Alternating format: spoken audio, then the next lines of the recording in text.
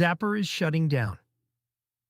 August through after nearly 7 years in DeFi, Zapper, one of the earliest and most widely used portfolio dashboards in decentralized finance, will shut down by August 3rd, 2026.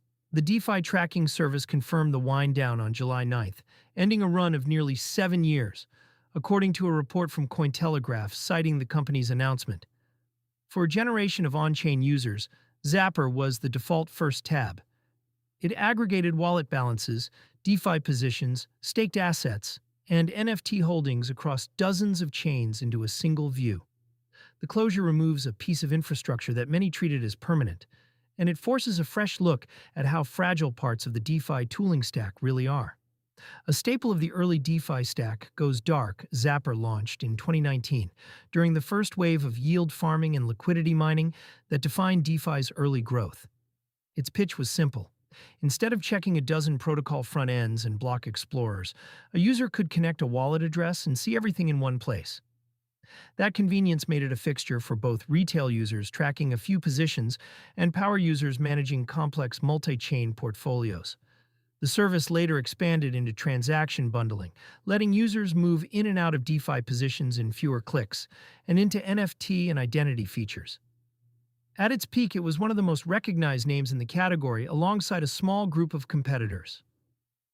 The August through date gives users a narrow window. Anyone relying on Zapper for records, tax reporting, or position monitoring has under a month to export what they need and migrate to an alternative. The data was never trapped, but the convenience was real. The important thing to understand about a dashboard closure is what it does and does not affect. Zapper is a read layer.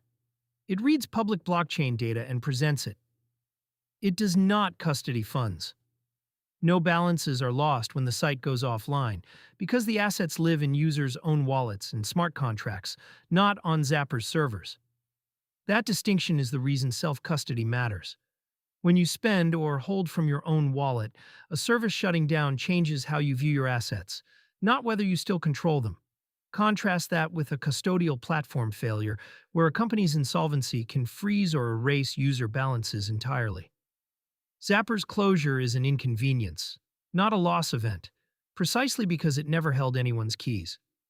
What does disappear is the aggregated view, the historical labeling of transactions, and any saved reports. Users who leaned on Zapper for a clean picture of their DeFi activity will need to rebuild that elsewhere, and the alternatives each parse positions slightly differently. Infrastructure resilience is the recurring DeFi lesson. A dashboard closing after 7 years is a reminder that the tools sitting on top of blockchains are ordinary businesses. They have running costs. They compete for a niche audience, and they can be discontinued when the economics stop working. The base chains keep producing blocks. The interfaces that make those blocks legible to humans do not carry the same guarantee. This is not the first time the point has landed. DeFi users have watched front ends go offline, API providers change pricing, and analytics tools sunset features.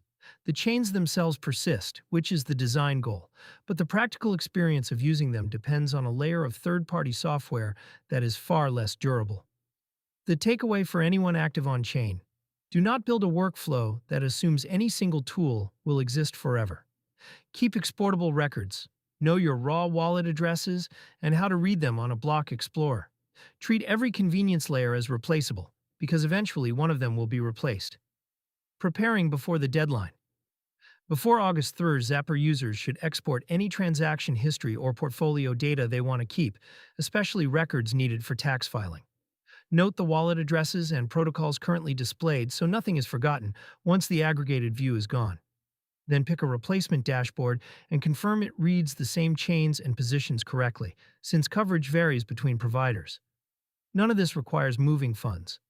The assets stay where they are. The migration is about restoring visibility, not custody.